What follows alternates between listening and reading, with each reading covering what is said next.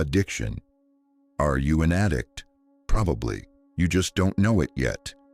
Addicted to worry, addicted to complaining, addicted to the adrenaline rush of scarcity and other stuff like that. These are the addictions that slowly tear you down. Florence Scovel Shinn, the master of turning life around, offers a trade. Swap your destructive addictions for one that builds you up, one that blesses you and others. In the next few minutes, we'll show you how to break free from the addiction to poverty and embrace the only addiction that sets you free, the virtuous cycle of wealth. Get ready to become addicted to success and prosperity. Stick around until the end and see for yourself. Chapter number 1. The first dose of power. The high of seeing a thought materialize into money. Every addiction starts with a first hit, that initial experience that opens the door to a new way of being. For someone addicted to poverty, that first hit is all too familiar. The first time they heard, "We can't afford that," the first pang of anxiety from lack, or the sick thrill of scraping by another month. But today, let's talk about a far more powerful first hit. The rush of seeing a clear, focused thought of yours turn into cold, hard cash in your hand. Florence Scovel Shinn knew that theory alone doesn't change lives. You can read every book on the power of the mind, but nothing compares to that first undeniable proof. That moment when you deliberately use your mind to manifest something small. A coin you find, an unexpected discount, a random bill that shows up, and it actually happens. In that instant, everything shifts. The law of attraction stops being just a concept and becomes real. It's a surge of power, a shot of spiritual adrenaline that hooks you for life on one simple truth. I did this. My thoughts made this happen. Florence called imagination the scissors of the mind, cutting out the events you'll experience from the vast fabric of the universe. For that first hit, she wouldn't tell you to picture $1,000,000. That's like a beginner trying to bench press 300 pounds. Your subconscious, still wired for scarcity, would push back. The trick is to start small. Ask for a sign. Ask for proof.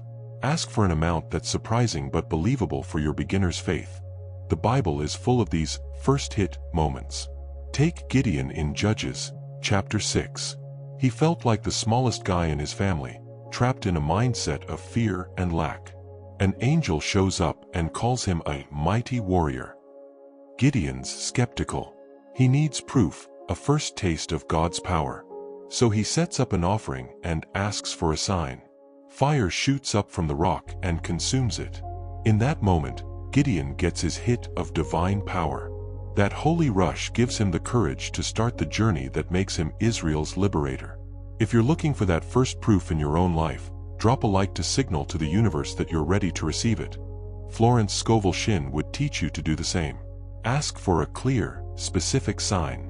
Say in your mind and heart, "Infinite universe, as proof of your power and mine, send me a small, specific amount from an unexpected source within the next 24 hours. I'm grateful because I know it's already done." Then let go. Act with expectant faith, like a kid waiting for a gift. The rush doesn't come from the money itself. It comes from realizing you're not a victim of circumstances, but the master creator of your reality. It's the moment you feel a direct line to the source of all abundance. It's the first time you know, deep in your bones, that the invisible is more real than the visible. That feeling is so powerful, so freeing, that you'll want it again and again. And that's how the addiction to wealth begins, not as greed for money, but as a passion for tapping into your own creative power. Think of the woman with the issue of blood in Mark 5. She was sick and broke for 12 years. Then she heard about Jesus, and a single thought took shape: if I can just touch his clothes, I'll be healed. It was a focused thought, a visualization. She acted on it, pushed through the crowd, and touched. The moment she did, she felt in her body that she was healed.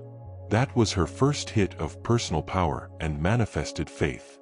And Jesus confirmed it: "Daughter, your faith has healed you." Here's your assignment for today. Let's chase that first hit together. Pick a small proof for yourself.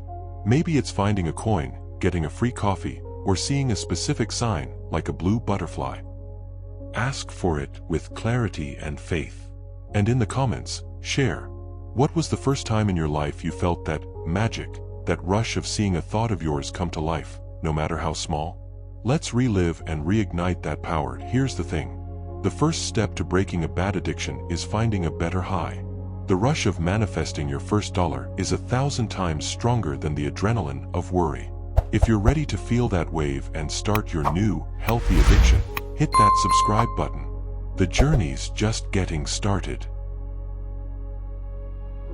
Chapter number 2, Switching Suppliers, Stopping Feeding on the Negative Media Drug and Connecting to the Infinite Source.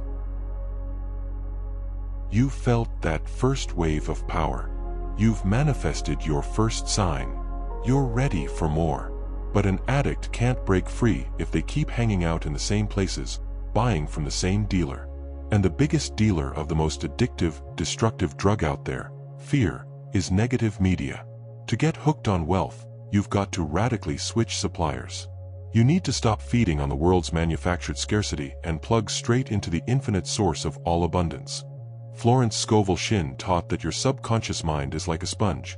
It soaks up everything without judgment. When you spend hours watching news, scrolling through doom and gloom feeds, or joining conversations about how everything's so tough, you're mainlining poison into your consciousness. You're getting high on the drug of poverty. It gives you a sick rush of outrage, fear, or being part of some collective drama. But the hangover, it's your own life of lack and limitation. Florence would tell you to go on a news fast. Shielding your mind from negativity isn't ignorance, it's spiritual intelligence. It's refusing to let the fearmonger contaminate the temple of your mind. Your attention is your most valuable currency. Where are you investing it? In the possibility of disaster or the certainty of divine provision? The supplier you choose for your information determines the quality of what you manifest. The Bible gives us a clear guide on picking the right supplier. In Philippians 4 verse 8, Paul lays out the menu of the infinite source. Finally, brothers and sisters, whatever is true, whatever is noble, whatever is right, whatever is pure, whatever is lovely, whatever is admirable, if anything is excellent or praiseworthy, think about such things. That's a direct command to change suppliers. Turn off the channel of bad vibes and tune into the frequency of good ones. If you're ready to switch channels and dial into the wavelength of abundance, drop a like to break negativity's grip. Think of Elijah on Mount Horeb, 1 Kings 19. He was on the run, depressed, hooked on thoughts of fear and defeat. He expected to find God in big, scary displays, the mighty wind, the earthquake, the fire. But the text says God wasn't in any of those. Those were the world's breaking news, the drama, the chaos. After the fire came a gentle whisper. That's where God was. The infinite source doesn't shout through the noise of media. It whispers in the stillness of your soul when you unplug from the racket. How do you switch suppliers in real life? Here's the playbook. Go on a news fast. Try it for 7 days. No TV news, no news websites, no social media feeds obsessed with disaster. Notice how your inner peace and anxiety levels shift. Swap your fuel. Use the time you'd spend on negativity to feed from the source. Read inspiring books like Florence's. Listen to uplifting talks, meditate, walk in nature, or play music that lifts your spirit. Curate your feed. Mute or unfollow accounts and people who constantly post about problems, complaints, or fear-driven politics. Follow artists, creators, mentors, and pages that inspire you and remind you of the world's beauty and abundance. Look at Daniel. Living in the heart of the corrupt, pagan Babylonian Empire, he refused to defile himself with the king's food. He chose a simple, pure diet instead. The result? He and his friends became 10 times wiser and healthier than everyone else. He guarded his connection to the source, making him immune to the negative influences around him. Now, your detox assignment. What's your main source of negative drugs? A TV show, a group chat, a social media account. Pinpoint your fear dealer. In the comments, share your first step to switching suppliers. For example, I'm swapping 15 minutes of morning news for 15 minutes of uplifting reading. Here's the deal. A heroin addict can't recover if they keep taking just one hit from their dealer. Likewise, you can't get hooked on wealth if you keep dipping, even a little, into the drug of fear and scarcity. Unplug from the world. Plug into the source. If you want to learn how to keep that connection pure and strong, hit subscribe. In the next chapter, we'll dive into how to scale up your ability to receive without self-sabotage. Chapter number 3, Scarcity Tolerance. How to increase your wealth dose without suffering a self-sabotage overdose. You've tasted that first hit of power. You've ditched your fear dealer for the source of abundance.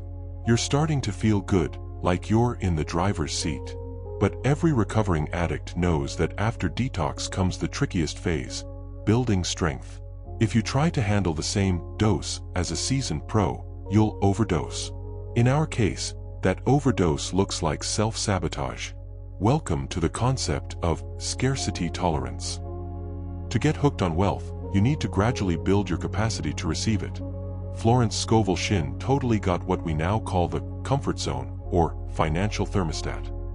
She knew your subconscious mind has a limit on how much good, success, or money it thinks is safe. If you're used to scraping by on $2,000 a month and suddenly win $1 million in the lottery, your system goes into red alert. It's too much wealth for your current tolerance. Your panicked subconscious will do whatever it takes to shed that excess and crawl back to the familiar territory of lack. That's why so many lottery winners blow it all in a few years. They overdosed on wealth they weren't ready for. Florence would say you need to stretch your consciousness gradually. You've got to train your mind to get comfortable with bigger and bigger doses of abundance. It's like hitting the gym. You don't start by benching 400 pounds. You begin with 40, build your strength, and try 50 the next week. Upping your dose of wealth works the same way. Start by manifesting small wins, a parking spot, a free coffee, a random $10 bill. Celebrate each tiny victory like it's $1 million.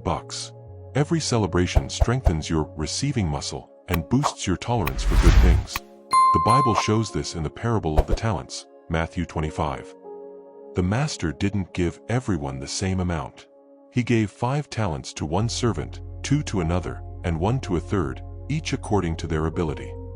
He knew their tolerance levels. To the servant who proved faithful with a little, turning 5 talents into more, the master said, "I will put you in charge of much." The rule is clear. Prove you can handle the small stuff, and you'll be trusted with the big stuff. If you're ready to start this training and build your capacity to receive, drop a like to kick off your reps. How do you boost your scarcity tolerance and prep for wealth? Here's the game plan. Visualize in steps. Instead of jumping from your current reality to picturing yourself as a billionaire, build a bridge of visualizations. Imagine the next logical step, paying off a debt, then building an emergency fund, then investing, and so on. Make the journey believable for your mind. Get comfortable with wealth. Visit a dealership and test drive your dream car. Check out the neighborhood you want to live in. Order a coffee at the fanciest hotel in town. Just feel the vibe. Show your subconscious that these spaces are safe and that you belong there. Act like the person you want to be. Start making decisions, even small ones, from an abundance mindset. Buy higher quality food instead of the cheapest option. Invest in a good book instead of blowing money on junk. Every wealthy action expands your identity. Think of David's journey. Before he took on the giant Goliath, he was a nobody. But he built his tolerance for danger and faith in victory through smaller battles. He told King Saul, "Your servant has been keeping his father's sheep. When a lion or a bear came, I struck it and killed it." He trained on the small stuff, lions and bears, before being trusted with the big stuff, the giant who would decide the nation's fate. Now, your mental weightlifting assignment. What's the next weight you can lift? What's the next small manifestation? The next tiny step toward abundance you can focus on creating this week.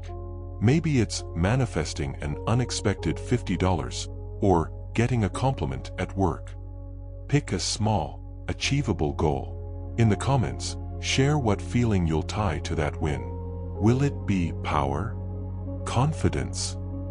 Joy? Here's the truth. Getting rich isn't a one-time event, it's a process of expansion. Increase your dose of well-being day by day. Soon, What feels like a mountain of wealth today will just be your warm-up. If you want to keep up with this strength-building program, hit subscribe. In the next chapter, we'll uncover the fake friends who try to sabotage your training. Chapter number 4, The Doubt Dealer. Identifying and cutting ties with the people who feed your addiction to poverty. You're deep in your training program. You're building your tolerance for wealth, celebrating the small wins. You're locked in. Then the phone rings. It's that friend, that relative, that co-worker, the doubt dealer. They're not pushing illegal drugs. They're peddling something way worse, validation for your poverty addiction. They show up with a free hit of pessimism, a lifetime supply of complaints, a joint of, that's just how life is. If you're not careful, they'll drag you right back into the mindset you're fighting so hard to escape. Florence Scovel Shinn was crystal clear about the law of association. She knew consciousness is contagious. The doubt dealer is dangerous because they often look like a friend. They justify your lack of progress. They say, of course you didn't make it, the economy's a mess. They comfort you in your misery, bonding over shared defeat. We're in this together, they seem to say, stuck in the same mud. That comfort is the deadliest trap for anyone trying to get hooked on success. Florence would tell you to isolate the patient. The patient is your fragile, new wealth consciousness. You can't expose it to the virus of negativity. Step 1 is spotting the doubt dealer. They're the person who, when you share a dream, immediately lists every obstacle. They're the one who counters your positive affirmations with, don't get too optimistic. They're the one whose call leaves you feeling heavier, drained, and less hopeful when you hang up. The Bible warns us about these connections over and over. Proverbs 22 verses 24 to 25 lays it out plain and simple. Do not make friends with a hot-tempered person, do not associate with one easily angered, or you may learn their ways and get yourself ensnared. Swap hot-tempered for chronic complainer, and easily angered for pessimist. The message is the same. You pick up the habits of the people you hang with, and that can trap your soul and your bank account. If you recognize these doubt dealers in your life, drop a like as your first step to shielding yourself. Think of Jesus raising Jairus' daughter, Mark 5. When he got to the house, he found a crowd of doubt dealers, weeping and wailing loudly. They'd already declared death and defeat. What was Jesus' first move before the miracle? He said to them, "Why all this commotion and wailing? The child is not dead but asleep." But they laughed at him. After he put them all out, he took the child's father and mother, and went in where the child was. He kicked the doubters out of the room. He knew the faith needed for a miracle couldn't coexist with mockery and disbelief. How do you cut ties with a doubt dealer without starting drama? Here's how. Create loving distance. You don't need to announce, "I'm done with you." Just make yourself less available. Respond slower. Keep conversations short. Gotta run. I've got something going on. Your something is your new life. Change the subject. When the doubt dealer starts pushing their complaint, drug, don't take the bait. Steer the conversation to something neutral or positive. I hear you. Hey, have you seen that new movie? Be a Teflon wall. Picture yourself coated in Teflon. Negativity hits you and slides right off. Listen, but don't absorb. Let their words pass through you without sticking. Look at Nehemiah, rebuilding Jerusalem's walls. He was hounded by Sanballat and Tobiah, the doubt dealers of his day. They mocked, threatened, and tried to distract him. Nehemiah's response in 6:3 is a masterclass in handling them. I am carrying on a great project and cannot go down. Why should the work stop while I leave it to come down to you? He didn't give his energy to their negativity. He stayed locked in on his big work, your personal security assignment. Look at your social circle. Who's the person who drains you most and feeds your doubts? Not to judge them, but to spot the pattern. In the comments, share one strategy you'll use this week to protect yourself from their influence. Maybe it's, "I'm not picking up the phone at that time," or "I'll practice switching the topic." Here's the deal. You can't break an addiction in a toxic environment. Protecting your mind from doubt dealers isn't selfish, it's non-negotiable for anyone trying to get hooked on success. If you're ready to clean up your space and lock in on your purpose, hit subscribe. In the next chapter, we'll uncover the ultimate antidote to negativity: gratitude. Chapter number 5, the cracking for gratitude, how the desire to give thanks becomes stronger than the need to ask. You've detoxed from negativity. You're building a tolerance for wealth. But the addiction to scarcity has left scars, a mental pattern, the habit of focusing on what's missing, the constant need to beg, plead, or worry. To heal this for good, we need to replace that need with a stronger, more compelling craving, a true addiction to a higher feeling: gratitude. This is the turning point where the desire to give thanks becomes more powerful and addictive than the urge to ask for more. Florence Scovel Shinn taught that the average person's prayer is all about asking, which subtly reinforces the idea of lack. Please give me money implies I don't have money. Please heal me implies I'm sick. Gratitude, on the other hand, is the language of unshakable faith. It's the prayer of a master. Giving thanks for something declares you already have it in the spiritual realm, and its physical manifestation is just a matter of time. The addiction to gratitude kicks in when you realize its power. When you practice proactive gratitude, like we discussed in another video, and see the results, your brain gets a hit of spiritual dopamine. You feel joy, peace, and strength, and you want more. The craving for gratitude is when you wake up in the morning, and your first instinct isn't to grab your phone to check for problems, but to close your eyes and find something to be thankful for. It's when you catch yourself smiling in the middle of the day, saying, "Thank you," for no apparent reason. You become hooked on feeling good. Florence would say, gratitude is the law of increase. It's the yeast that makes the dough of your prosperity rise. An ungrateful heart is like compacted soil where nothing can grow. A grateful heart is loose, fertile ground, ready to receive bigger and bigger seeds. If you want to cultivate that fertile soil in your life, drop a like to plant your first seed of conscious gratitude. The Bible shows us that gratitude was the spiritual technology behind the greatest miracles. We've talked about the feeding of the 5,000, but think about the raising of Lazarus, John 11. Standing at the tomb, what was the first thing Jesus did? He didn't beg or despair. The text says, Jesus looked up and said, "Father, I thank you that you have heard me." He gave thanks before the miracle happened. He operated from a craving for gratitude, knowing it was the key that aligned his will with the Father's and unleashed the power of resurrection. How to cultivate a craving for gratitude: create a gratitude trigger. Tie a daily habit to practicing gratitude. For example, every time you take a sip of water, give thanks for abundance and life. Every time you stop at a red light, use the moment to list 3 things you're grateful for. The gratitude treasure hunt. Challenge yourself to find hidden things to be thankful for, not just the obvious stuff like family. Be grateful for the button on your shirt, the invention of the zipper, or the person who swept the street. This trains your mind to seek the good instead of the bad. Express your gratitude, don't just keep it in your head. Send a thank you text to a friend. Compliment the cashier at the store. Speaking gratitude multiplies it. Take the story of Hannah in the Old Testament, 1 Samuel 1. She was barren, consumed by bitterness, addicted to the pain of her lack. She prayed and wept. But there came a moment when her prayer shifted. She made a vow, promising to dedicate her child to God if he heard her. After that prayer of surrender, the text says her face was no longer downcast. She started acting with proactive gratitude. The result: the birth of the prophet Samuel.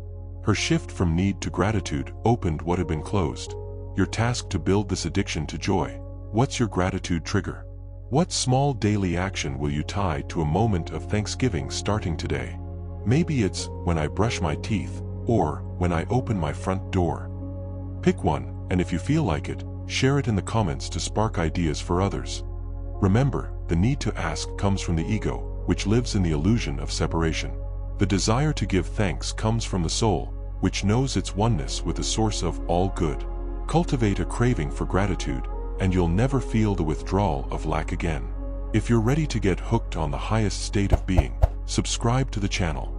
In the next chapter, we'll tackle the discomfort that comes when we let go of our old suffering. Chapter number 6, the fight withdrawal syndrome, the initial discomfort of living in grace and the desire to return to familiar suffering. You're doing everything right. You've switched suppliers, boosted your tolerance for good things, cut ties with the dealers of doubt, and you're cultivating gratitude. Things start to flow. Peace begins to settle in. Money shows up more easily. And then, a weird feeling creeps up: discomfort, boredom, an inexplicable urge to stir up a problem, pick a fight, or worry about something. Welcome to the struggle withdrawal syndrome. Your system, hooked for years on the chemical cocktail of stress, cortisol, adrenaline, is jonesing for its old drug and trying to drag you back to familiar suffering. Florence Scovel Shinn knew that shifting from a struggle mindset to a grace mindset is one of the trickiest steps. Grace, unearned favor, effortless living, can be terrifying to the ego. The ego thrives on struggle. I'm a survivor, I'm a fighter, I made it despite the odds. When the fight ends, the ego faces an identity crisis. Who am I if I don't have to struggle anymore? This crisis creates a void, and the mind, out of habit, tries to fill it with what it knows. Drama. Florence would tell you to stand firm in your promised land. You have to resist the temptation to go back to the Egypt of slavery, like the Israelites did in the desert. They were freed, fed manna from heaven, but still complained, missing the fish we ate for free in Egypt, the cucumbers, the melons. They longed for their old misery because it was familiar. The freedom of the promised land demanded a new mindset, a new responsibility, and that felt uncomfortable. The struggle withdrawal syndrome shows up in different ways. Self-sabotage. You create a financial problem, an impulse buy, forgetting to pay a bill, just to have something to stress about. Problem hunting. Your life's calm, so you start obsessing over other people's issues, politics, or the state of the world, just to feel that familiar adrenaline rush. Guilt trip. You feel guilty for being okay while others suffer. You think you don't deserve this peace, that you haven't earned it. The Bible gives us a perfect example in the story of the prodigal son, Luke 15. The older brother, who always did everything right, represents the struggle mindset. When his younger brother, who squandered everything, comes back and gets a big party, pure grace, the older brother refuses to join in. He tells his father, "Look, I've served you all these years, never disobeyed you, and you never gave me even a young goat to celebrate with my friends." He was so addicted to his hard-working identity that he couldn't handle the joy and celebration. He'd rather stay outside in righteous suffering than join the party of grace. If you've ever felt uneasy with ease or peace, drop a like to acknowledge the syndrome. How to overcome struggle withdrawal. Name it and claim it. When you feel the urge to worry or start drama, pause and say, "There it is. Struggle withdrawal. It's just my old addiction trying to hook me. I'm not falling for it." Swap the drug. Replace the adrenaline of stress with the endorphins of joy. Put on some music and dance. Watch a comedy. Call a friend who makes you laugh. Trade the drama addiction for a joy addiction. Affirm your new identity. Florence Shinn would use a powerful decree like, "The struggle is behind me. I now live effortlessly under divine grace. I accept my peace, my joy, and my permanent abundance." Think of Lot and his family fleeing Sodom. The angel's instruction was clear. Don't look back. Lot's wife, hooked on her old life, her drama, her attachments, looked back. She turned into a pillar of salt, frozen forever between the past and the future. The pull to return to familiar suffering can paralyze you. Your rehab assignment. The next time you catch yourself hunting for a problem to worry about or itching to start an argument, stop. Take a deep breath. Do something that brings you instant joy, no matter how simple. And in the comments, share, what's your healthy joy drug? What instantly makes you feel good? Remember, peace can feel uncomfortable at first if you've spent your life at war. But it's your natural state. Resist the urge to crawl back into the dungeon. Freedom is your divine right. If you're ready to live permanently in the party of grace, subscribe to the channel. The celebration's just getting started. Chapter number 7, Injecting Wealth into the System. the law of vacuum and the deliberate action of using abundance before you have it. You've resisted the pull to fall back into suffering. You're getting used to peace. But how do you speed up your recovery from the addiction to scarcity? How do you convince your system, down to a cellular level, that wealth is your new reality? You need a direct shot. You need to inject wealth into your system. The syringe for the shot is the law of the vacuum, and the liquid inside is the deliberate act of using abundance before you even have it. Florence Scovel Shinn taught that faith without action is dead. But she went further. For her, action comes before manifestation and forces it to happen. It's the boldest act of faith there is. It's not just believing wealth is coming, it's acting like it's already here, spending and using resources your eyes can't yet see. Florence called this digging your ditches, or preparing your barns. It's a command to the universe. I'm so certain the rain of abundance is coming that I'm already building the reservoirs to hold it. This might sound reckless to a logical mind addicted to caution and fear. How can I act rich if I'm not? But the law of the vacuum is relentless. Nature abhors a void. When you create a vacuum of need through an act of faith, the universe rushes to fill it. Need a new wardrobe? Donate the old clothes you don't love anymore. Clear out your closet. That's injecting the need for new clothes into your system. Need more clients? Buy a new planner or invest in client management software. Get ready for the flood. Need more money? Florence tells the story of a woman who needed cash and, as an act of faith, bought an expensive vase she'd been eyeing, injecting the energy of wealth into her home and mindset. The money she needed showed up soon after from an unexpected source. The Bible is full of examples of this faith injection. In 2 Kings 4, the widow with the jar of oil didn't get the multiplication first. The prophet Elisha told her, "Go, borrow empty jars, and not just a few." She had to act first, create the vacuum, and prepare the containers for an abundance she couldn't yet see. Her action was the injection that triggered the miracle. If you're ready to prepare your jars, drop a like to declare your faith in action. Think about the miraculous catch of fish, Luke 5. Peter had fished all night and caught nothing. He was exhausted and skeptical. Jesus gets in his boat, teaches the crowd, and then gives him a command. Put out into deep water and let down your nets for a catch. Peter's response reeks of a guy hooked on failure. "Master, we've worked hard all night and haven't caught anything." But then he applies the faith injection. "But because you say so, I'll let down the nets." That act, casting an empty net in what seemed like hopeless waters, triggered the biggest haul of his life. How to inject wealth into your system today. Make a faith purchase. This isn't about being reckless. If you want a high-quality life, start by buying a slightly pricier, better quality coffee as a declaration that you only accept the best. It's a small act that rewires your identity. Prepare the physical space. Want a new car?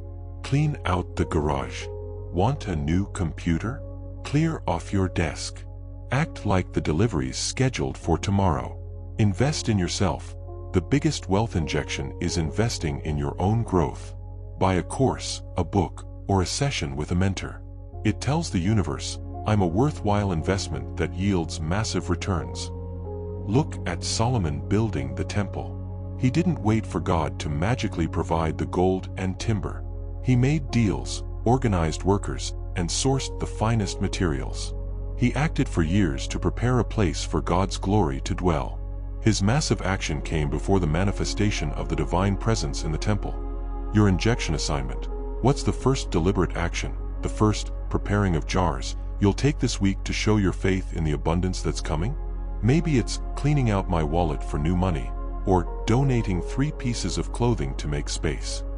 Share your faith action in the comments. Remember, the addiction to poverty taught you to wait and see. The addiction to wealth teaches you to act and create. Faith-based action is the injection that heals your system and makes it permanently hooked on abundance. If you're ready to act and see results, subscribe to the channel. The miracle follows the action. Chapter number 8. The Positive Feedback Loop. How every gain reinforces the belief that leads to an even greater gain. You took the first step. You switched up your sources. You built your resilience, cleared out the noise, overcame the struggle, and acted with faith. And now, something magical is starting to happen. That first win, that initial proof, it wasn't a one-off. It was the spark that set the snowball rolling. Welcome to the positive feedback loop, the divine mechanism where every win strengthens your belief, and that stronger belief fuels an even bigger win. This is where the addiction to abundance becomes self-sustaining. Florence Scovel Shinn taught that success breeds success. The universe runs on momentum. The hardest part is always the start, the first push. But once you manifest that first piece of evidence, no matter how small, you've got something tangible. Your doubting mind now has a fact to chew on. Belief stops being just a theory. It becomes real. It worked once. Your subconscious registers. That newfound confidence makes your next visualization sharper, your next affirmation bolder, and the next manifestation? It comes faster and bigger. It's a vicious cycle, in the best way. Faithful action leads to a small win. The small win builds real belief. Real belief fuels stronger faith. Stronger faith inspires bolder action. Bolder action creates a bigger win. The cycle repeats, growing bigger each time. You become a force of nature, an avalanche of manifestation. The high of watching the cycle work keeps you hooked, not on money, but on the process of growth and power. If you felt the start of the cycle in your life, drop a like to give it more momentum. The Bible nails this principle in the parable of the talents, the ultimate law of the positive feedback loop. To the servant who turned 5 talents into 10, what does the master say? Well done, good and faithful servant. You have been faithful with a little. I will put you in charge of much. And it doesn't stop there. He commands, take the talent from him and give it to the one who has the 10 talents. For to everyone who has, more will be given, and he will have an abundance. But from the one who has not, even what he has will be taken away. Matthew 25 verses 28 to 29. To the untrained mind, this might seem harsh, but it's the exact blueprint of the law of momentum. Those who have belief, results, momentum, get more. Those who don't, doubt, inertia, fear, lose even their shot. Florence Scovel would say the universe is an amplifier. It magnifies whatever you're putting out. If you're in a positive feedback loop of wealth, it'll amplify that. If you're stuck in a negative loop of lack, it'll amplify that too. So, how do you keep and accelerate your positive cycle? Celebrate every win. Don't brush off any victory. Found a penny? Celebrate it. Got a compliment? Soak it in. Every celebration tells your subconscious the system is working. Keep an evidence journal. Grab a notebook and jot down every manifestation, synchronicity, or proof the universe sends your way. On tough days, flip through it. It's your dossier proving you're a master manifester. Double down on faith. After every win, make a bolder affirmation. Ask for a bigger sign. Act with a little more audacity. Show the universe you're ready for the next level. Think about Joseph's journey. He started interpreting dreams in prison, small wins. His success with the baker and cupbearer's dreams built his confidence in his gift. That stronger belief gave him the guts to step up before Pharaoh and interpret a dream that shaped Egypt's future. The prison win was the stepping stone to palace success, a perfect positive feedback loop that took him from prisoner to governor. Now, your homework to build momentum. Look back at your week. What's the smallest win or positive sign you had? Maybe a green light when you were running late, a perfectly timed call from a friend, or a small discount. Acknowledge it now. In the comments, just write, I recognize and celebrate my win today. That conscious act of recognition is the fuel for your snowball. The universe loves speed. Once you get the wheel spinning, it wants to spin faster. Your job is to celebrate, reinforce your belief, and give it the next push. The addiction now isn't about getting. It's about seeing how far this can go. If you're ready to turn your snowball into an avalanche, subscribe to the channel. The whole mountain is waiting for you. Chapter number 9, The Generosity Addict. discovering that the highest point of addiction is the joy of making money circulate. Your positive feedback loop is firing on all cylinders. Money's flowing in. Your confidence is sky high. You've kicked the poverty addiction. But now, there's a new risk: getting hooked on hoarding. The fear of losing what you've gained, the urge to dam up the river. The true master, the real wealth addict in the highest sense, unlocks the ultimate secret. The peak of this addiction, the purest high, isn't in receiving, it's in becoming a channel. Welcome to the addiction to generosity, the joy of letting money flow. Florence Scovel Shinn taught that the law of circulation is supreme. Money is like blood in the body. If it stops flowing, it clots, causing sickness and death. When it flows freely, it brings life and nourishment to every part. Many people, fresh out of scarcity, cling to money out of fear. They hide it, count it, worship it. Florence would say this stagnates the current and invites poverty back. The only way to keep the flow permanent is to become a joyful giver, a conscious circulator of abundance. The generosity addict discovers that giving, when it comes from a mindset of abundance, not sacrifice, creates a spiritual high far greater than receiving. Why? Because giving puts you in the role of the source, not just the receiver. You're proving to yourself, deep in your bones, that you have so much you can afford to share. Every act of generosity is a bold statement to your subconscious: I'm so rich, so provided for, I can do this. Your subconscious hears that and scrambles to bring you more, so you can feel that joy again and again. The Bible is crystal clear on this. In Acts 20 verse 35, Paul quotes Jesus, "It is more blessed to give than to receive." This isn't just moral advice, it's quantum physics. It's more blessed, happier, more powerful, because giving aligns you with the frequency of the source. Proverbs 11 verse 24 lays it out paradoxically. One person gives freely, yet gains even more. Another withholds unduly, but comes to poverty. If you're ready to feel the rush of becoming a channel, drop a like to open the floodgates. Think of King David.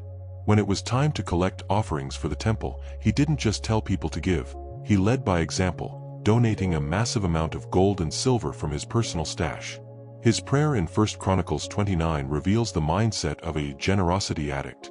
Who am I, and who are my people, that we should be able to give so willingly? Everything comes from you, and we have given you only what comes from your hand. He knew he wasn't the owner, just the manager of the flow. His joy wasn't in holding the gold but in giving it back for a greater purpose. How do you become a generosity addict? Start small, but with joy. The law doesn't care about the amount, only the vibe. Leave a generous tip with a smile. Buy a coffee for a stranger. Donate $10 to a cause you believe in. The key is the feeling of joy and abundance behind the act. Bless your money as it leaves. Every time you pay a bill or make a purchase, silently bless the money. I release you to circulate, bless, and prosper everyone you touch, and return to me multiplied. Give what you want to receive. Want more recognition? Give praise. Want more love? Be more loving. Want more opportunities? Open a door for someone. Generosity isn't just about money. Look at Zacchaeus, the tax collector, Luke 19. He was rich but addicted to selfish hoarding. After meeting Jesus, he had a transformation. He stood up and declared, "Look, Lord, here and now I give half of my possessions to the poor, and if I have cheated anybody, I will pay back 4 times the amount." In that moment, he swapped the addiction to greed for the addiction to generosity. Jesus' response was instant. Today salvation has come to this house. Salvation, wholeness, healing, came when he chose to become a channel. Now, your homework for the ultimate high. What's your first act of joyful generosity this week? It doesn't have to be big. Maybe it's leaving a kind comment for a content creator, giving a heartfelt compliment, or donating a small amount. Choose your act. In the comments, share not what you'll give, but the feeling you expect to have when you do it. Remember, the poverty addiction makes you cling. The wealth addiction, at its highest level, teaches you to open your hands. Because only with open hands can you give, and, in turn, receive even more. If you're ready for the peak of this journey, subscribe to the channel. In our final chapter, we'll learn how to live in this state of flow forever. Chapter number 10, Continuous High Performance. Living in a state of flow, where making money becomes as natural and necessary as breathing. We started this journey chasing a high, a hit of power. We went through the detox, the training, the overcoming of withdrawal, and discovered the joy of circulating abundance. Now, we've reached the final stage of our holy addiction, sustained high performance. This is where you stop trying to make money. You stop efforting through affirmations. You transcend the techniques. Earning money, creating success, and living in abundance become as natural, automatic, and essential to your life's expression as breathing. Florence Scovel Shinn taught that the ultimate goal of the game of life isn't to struggle for victory. It's to realize the game has already been won on your behalf. It's living in a state of flow, a consciousness so aligned with the source, with the current of life, that abundance is just a natural byproduct of who you are. You don't worry about money any more than you worry about your next breath. You trust the air will be there. You trust abundance will be there. This state of flow is what athletes call being in the zone. Effort vanishes, and action becomes seamless, intuitive, and powerful. In our case, it's when your intuition becomes your top financial advisor. You just know which investment to make, which opportunity to seize. Synchronicity becomes your daily routine. The right people show up, the right ideas pop up, doors open at the perfect moment. Giving and receiving become one single act, like the inhale and exhale of a single breath. Florence would say this is the divine plan for your life, the perfect blueprint, the infinite intelligence designed for you. Your only job now is to get out of the way. Stop interfering with your doubts, fears, and ego's limited plans. Trust the great architect and joyfully take the small steps your intuition reveals each day. If you're ready to live in this divine flow, drop a final like as your yes to this way of life. The Bible describes this flow in many ways. Jesus called it the kingdom of God within you. Paul described it in Galatians 2 verse 20, I no longer live, but Christ lives in me. It's the shift from the small ego's struggle to the perfect performance of the greater self. In John 7 verse 38, Jesus promises, whoever believes in me, as Scripture has said, rivers of living water will flow from within them. Not a few drops or a glass, rivers. A continuous, natural, life-giving flow. How do you live in sustained high performance? Practice silence. The voice of the source, your intuition, is only heard in stillness. Set aside daily time for silence or meditation to hear the day's instructions. Act on intuition immediately. When your gut says, call that person or take that route, do it without hesitation. This obedience strengthens your connection and keeps the flow clear. Let go of the outcome. Give 100% effort but 0% attachment to the result. Do your best and trust that the infinite intelligence, which sees the full picture, will handle the how and when. Think of Solomon at his peak. The Bible says, the weight of the gold that Solomon received yearly was 666 talents. The gold was brought to him. It doesn't say he fought for it. He built a system, a consciousness, a kingdom so aligned with wisdom and abundance that wealth flowed to him like a river. He lived in a state of flow. Now, your final reflection for your new life. This isn't just an exercise, it's a way of being. Look at tomorrow. What's one thing you can do to get out of the way and let the flow work? Maybe it's trust my first instinct, or spend the first 10 minutes of the day in silence instead of on my phone. In the comments, share your commitment to flow. Remember, the addiction to wealth, in its purest form, is an addiction to alignment with the divine. It's the joy of being a channel for the universe's creativity, intelligence, and abundance. It's not something you do, it's something you become. The game isn't over, it just got easier, more fun, and infinitely more rewarding. Thank you for letting yourself get addicted to success and prosperity. If this journey has shifted your perspective, subscribe to the channel and share this video. Let's spark an epidemic of abundance together. Until the next video.